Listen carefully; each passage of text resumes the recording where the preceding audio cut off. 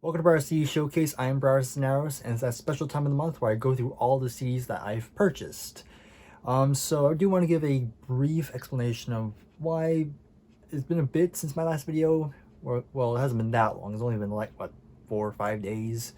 And the reason is because a couple days ago, for those who don't know, I have 3 cats, and our oldest one somehow managed to get out one night. She did come home, but when she did come home, I noticed something was off. But it wasn't until later in the day where I found out that there's actually a pretty big mark on her leg. Of course, we took her to the vet and we found it was a bite mark, and they had to stitch it up, and now she has to wear a cone. Right now she's doing okay. I can just look at her and she's definitely very miserable. I would definitely appreciate in the comments you kind of leave a little get well message for her. Her name's Sauce, by the way, like hot sauce, especially now because it is summer, so it's been very warm, so she really is a bottle of hot sauce. So just maybe say get well soon to her if you want, but it would be appreciated. So with that being said, let's go ahead and go through all the CDs I've purchased. Pretty big, I'd say. I think there's I know there's over 20. I haven't been able to listen to all of them because, like I mentioned, my cat, and also because of summer. Even though I'm out of school, I still have a summer job, so I've been focusing on that as well. So I didn't get a chance to listen to all of these, but majority of them I did. I think there's maybe 3 I didn't get to listen to. So I'll get to those at some point. But here we go. So I'm going to start with the ones I've already shown on the channel because I did unboxing videos on. Might as well get this one out of the way. Of course, we have Summer in Paradise by the Beach Boys, and as you know, this album is hilariously funny because of how bad it is. If you haven't seen my unboxing video of it, I really suggest you go check it out. I had a lot of fun making it, just trashing this one, and I did a little skit as well, so it was fun for me. So yeah, it's bad, but in a very funny way.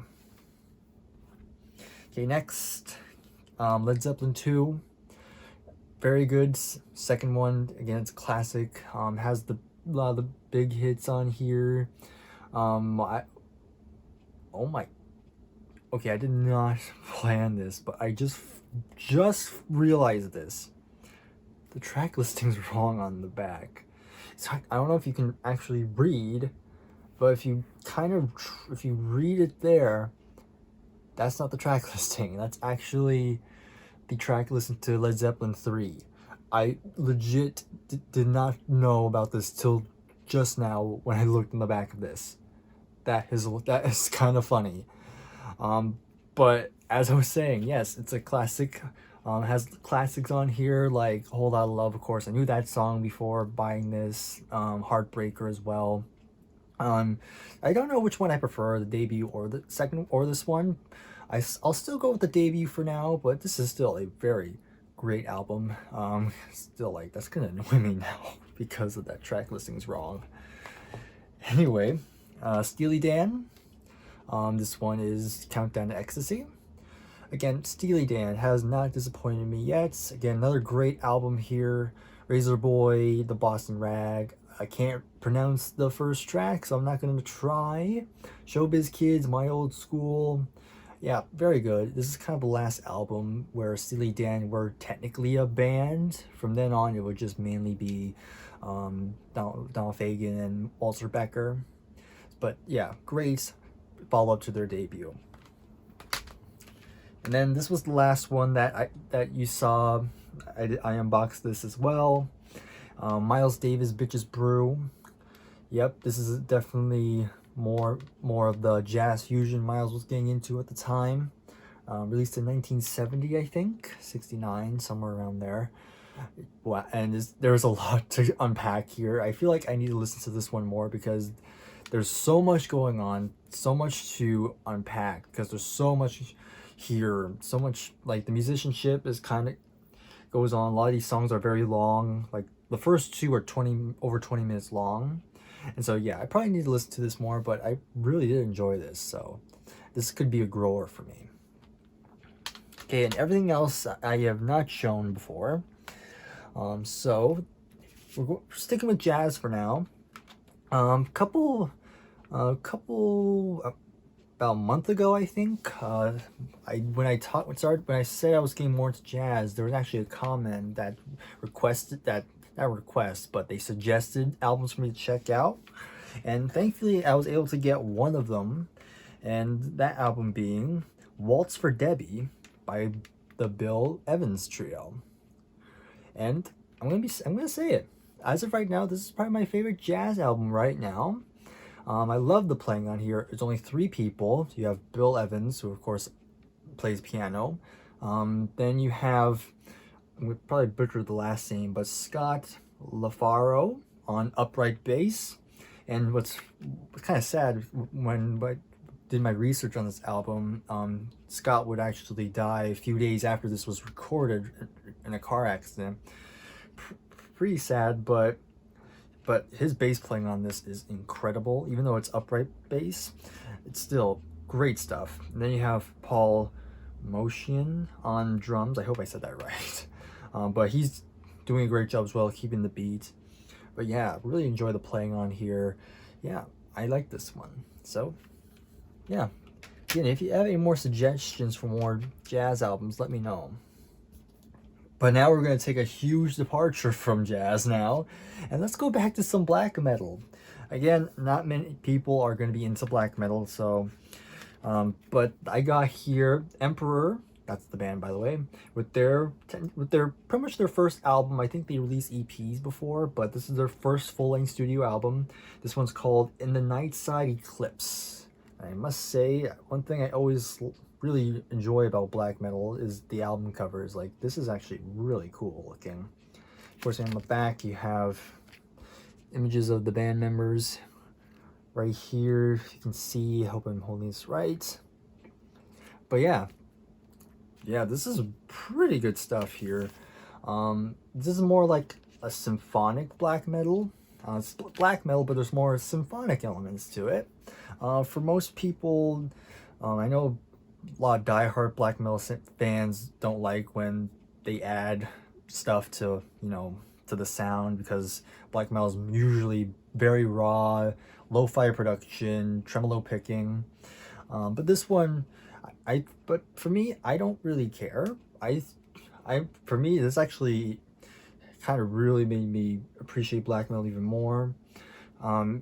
Again, if you're not a fan of black metal, you're probably still not going to enjoy this, but I think if you want to try getting into black metal, this actually might be a good one to start with, because again, it still has all those elements, but there's something about it. There's probably because there's more there's more keyboard. I don't know if they use keyboards, but it sounds like they use keyboards on here, and kind of gives it adds more melody to the songs. So I recommend check it out if you really want to try. So now we're going to depart from black metal for a bit, and now we're going to go for some Peter Gabriel with his debut, released in 1977. And I gotta say, this is one of the worst CD packaging I have so far, because of this one very flaw in this packaging, and I'm going to show you right now. Okay, are you ready? Here it is. There is no place to put the booklet in. It just has to kind of just lie here, and then you just close it up. That's it. That's all that's holding it in. It's just the cover itself. I do not like that at all. There's seriously, there is no place to put the booklet. That's it. There's no opening here. It's just, you just gotta put it in, just close it up, and just hope you don't lose it. Yeah, I don't like that packaging. Very bad choice here, but the music itself is good though. So yeah, this is his first album away from Genesis. Yeah, I really enjoyed this one. Like, the first song's great. Solitary Hill was the only song I really knew on this album, which is a great song. Modern Love, Excuse Me, Slow Burn, Humdrum, Here Comes the Flood. But yeah, really enjoyable. I have a couple of his albums, but I still am trying to get like all of that early period. I have I now have the first, I have his third, I just need the second and the fourth, and then I'll have the whole first batch of albums he released that was just called Peter Gabriel. So yeah, enjoyable music, horrible packaging. Okay, next, going back to Marillion, I got one last month and I enjoyed that one, so I wanted to get another one. And this one's called Misplaced Childhood. This is the album before Clutching at Straws, and yeah, still very enjoyable. I don't know which one I prefer. I probably need to re-listen to Clutching at Straws, but this has some great stuff on here. The thing I like about Marillion, I really love all the melodies they come up with. Some really good, and Fish is a great singer. Again, very Peter Gabriel-esque, but it works. I like it. So yeah, I might definitely want to check out more. Okay, I got Lou Reed with Coney Island Baby. This one I actually didn't buy this one. My mom actually bought this for me. So thank you mom for getting me this. So now I have 5 Lou Reed albums. I have Transformer, I have Berlin, I have New York, or wait, I'm trying to see. Actually, no, this is my 4th. I think I said I had 5, but no, I have 4.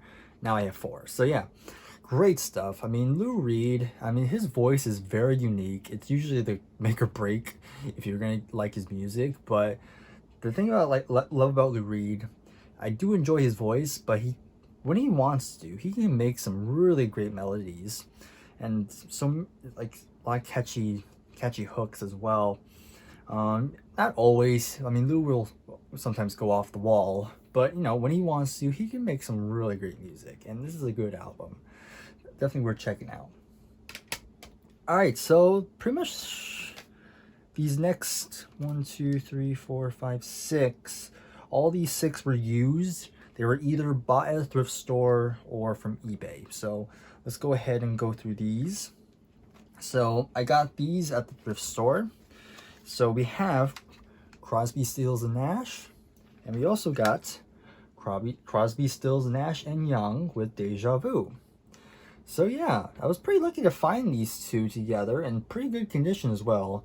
Obviously there's some wear on the cases, but you know, it's still, the discs themselves are still pretty good conditions. Yeah, so let's start with this one. Really enjoyable. Actually, I could probably say this the same for both of these. Really enjoyable stuff. Great harmonies as usual, as to expect from this one. But I will say I don't love these. I probably need to listen to these some more. But upon the first listen, I enjoy them. Again, these could be growers. So yeah, I'm pretty happy I got these in the collection. They've been on the list for a while because I know many people really love these ones. They're considered classics. So I'm definitely happy I have them now. So yeah, I probably just need to listen to them more. Okay, let me just see what's behind me. Okay, so if you were paying attention, at a certain point, you probably saw Michael Bolton there. And that's because I did buy one of his albums from the thrift store. This one's called Soul Provider. If I'm going to be dead honest with you, I only got this for one song. And honestly, that one song is the best song on this album. And that song being How Can We Be Lovers. It's a it's a catchy chorus. And it's kind of more of a rocker. Normally when you think of Michael Bolton, you mainly think of those very over-the-top ballads he's known for. But yeah, he can rock out, I guess. Of course, what's kind of interesting, if you look him up, you'll find out that early on he started out as a hard rock singer, but then by the late 80s he kind of went away from it, kind of became your typical soul R&B singer, which is fine. But yeah, I'm glad I got this one, I guess, question mark. That's okay, that's kind of stretching it, but you know, it's fine, gotta have some Michael Bolton in my collection, I guess. And speaking of Michael Bolton, this is not another one of his albums, but he is featured on this, and I actually got a few soundtracks as well, by the way. And the first soundtrack I'll show is from the Disney film Hercules. Yep, this is another film I watched when I was a kid. Really enjoy this one. I don't know why I'm just getting a lot of Disney soundtracks all of a sudden. I guess nostalgia, I guess. But yeah, of course has all the songs and the score. And Michael Bolton actually makes an appearance on this. He actually sings one of the songs here, which is interesting. It's kind of a guilty pleasure, I guess. Guilty pleasure, I don't know. But yeah, got this one. And I got the soundtrack to another Disney film, and this one's kind of a lesser known one. It was released in the early 2000s or mid 2000s, and that's Brother Bear. So in this one, you have Phil Collins returning after he did Tarzan in the late 90s, but he returns for this film. Wasn't as well received as Tarzan, but I have nostalgia for it, you know, because when I was a kid, when it was raining, we would go inside a building, and they would always play a movie while we just sat around inside. And Brother Bear was one of those movies they played a lot, so I remember seeing it a lot in elementary school. So I always have fond memories of it. So I know Phil Collins has the reputation. Most people love his soundtracks, but there's also a lot of people who don't like them because they think for a Disney film, it makes more sense for the characters to sing and not have Phil Collins telling you how to feel, basically. And I'd say this is definitely where that reputation became, because there are songs where, yeah, he probably shouldn't have been singing, but you know, it's whatever. Again, I enjoy this soundtrack, and I enjoy the movie too. And the last soundtrack I have is for a film I probably have the most nostalgia for. If you saw my 100 subscriber video, I mentioned that I was a big Thomas the Tank Engine fan, and I still, if you can see that, I still own some of my old stuff today. And so what I have here is the soundtrack to the Thomas the Tank Engine movie, Thomas and the Magic Railroad. And so, yeah, I wanted to get it because, again, I have a lot of nostalgia for this film, and I'll prove how much this film means to me, because let me just go ahead and show you. So, what I have here is my old VHS copy of the movie. I know it's pretty dirty. I don't have a VHS player anymore, but I still have a copy of it on VHS, and I think I have another VHS, but this time it's in a case. I don't know where it is, but it's somewhere. But yeah, but I have this one, so I have it on VHS. I also have it on DVD. This is my old DVD copy I still have. Do I still have the disc? Yep. There's the disc of it right there. Again, and then they actually came out with this recently. This was to celebrate the 20th anniversary of the film. You have it on Blu-ray as well. And this one actually has a lot of special features on it. It has interviews with the cast 20 years later, which is pretty cool. So yeah, as you can tell, I have great nostalgia for this movie, even though it's kind of not really well received. But I guess I just wanted to complete the whole set and have it on CD as well. So that's kind of why I decided to get this one. And for these final 8, they're all from the same band, and I got these for a great price. So I think a lot of these were on sale. They were as cheap as $4, and when I went to check out, I actually got a discount on some of these. To pretty much got some of these for like $3 each.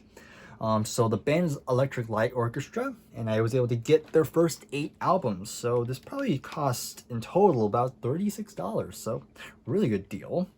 So these are the ones I didn't get to listen to all of them, but I'll tell you about the ones I did listen to. So we're starting with the first album, which is just called the ElectroLight Orchestra. At this point, they put "the" in front of it. So for first album, this is pretty good. Definitely not the ELO we would know later on. It's kind of funny, if you kind of see the side here, it says "No Answer" because that was the title of it here in the States. And because it's kind of a funny story, because the record label or the distributors of the album for the States, they want to clarify the name of the album, so they tried calling the band, but no one answered. So I guess somebody just wrote no answer in their notes, and I guess an employee thought that was the name of the album. So this is called No Answer here in the States, but in reality, it's really just called the Electric Light Orchestra. So it's supposed to be a self-titled. But yeah, interesting debut. Ironically, I don't think the production isn't as good as what Jeff Lynne would accomplish later on. And I will say I'm not a big fan of some of the songs sung by Roy Wood. But you know, it's a solid start. Okay. I also got ELO 2. Now we're talking. This is probably, to most people, this is their most proggy album. There's only 5 songs. And I will say, I really enjoyed this album. There's great moments on here, and the production's a lot better. This is where Jeff Lynne really kind of took charge, because I think Roy Wood, he left the band by this point. But yeah, this is their prog album, and I will say, very good. I was actually shocked how much I enjoyed this one. So yeah, good stuff. Here's their third album, On the Third Day. Kind of a dull album cover, but you know, it's whatever. Pretty good. Don't like it as much as the second one, but has some good songs on here. Starts off strong. Let's see, Bluebird is Dead.